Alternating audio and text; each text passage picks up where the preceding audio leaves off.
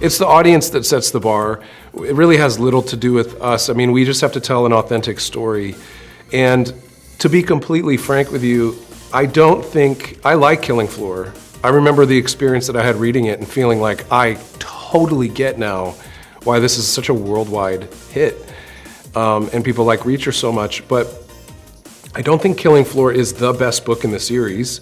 And I think it's a really difficult story to tell and adapt to film because there's so much unfamiliarity there, you know, and it's a real risk, I think. And so for me, I just was like praying that it would be just good enough to get a second season.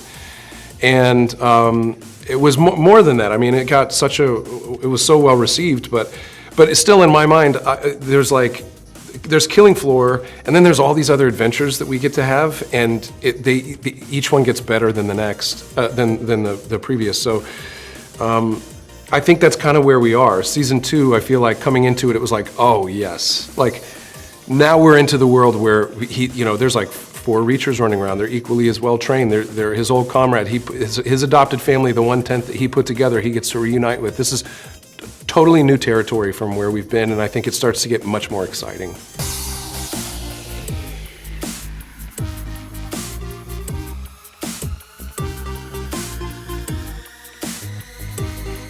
But he's socially awkward, very stoic, very cerebral, and none of those things should make for an interesting character.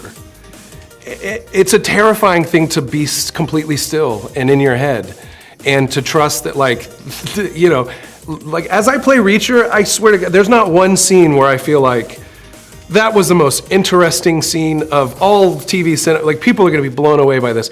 I always leave going like, my God, how boring was that for everybody else? And then my team will come out, like the director, Sam Hill, who's been on this since the very beginning, or producing director, and he's like, it was so good! Oh, it's so muscular, and it was so full, and like it was right there, and we could just feel it coming out of your pores. And I was just standing there. I don't know.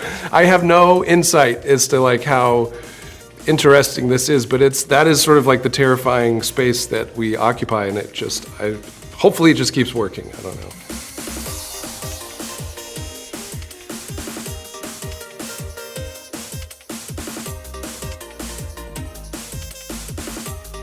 Yeah, I want to honor the character. He's, he's a unicorn. He's not real. He's a myth.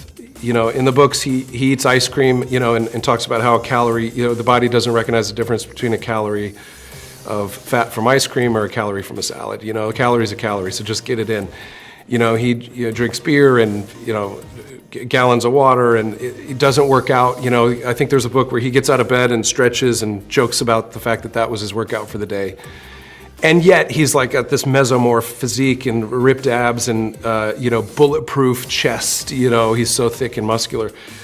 Like, I wish I could occupy that space without making it look like an extraordinary amount of effort went into it, but I have to put an extraordinary amount of effort into looking like that. But that is who this character is. Whether he can get there naturally, I cannot, but it doesn't mean I shouldn't get there, So yeah, there is one half of my job that is something that takes place like in the kitchen and at the gym.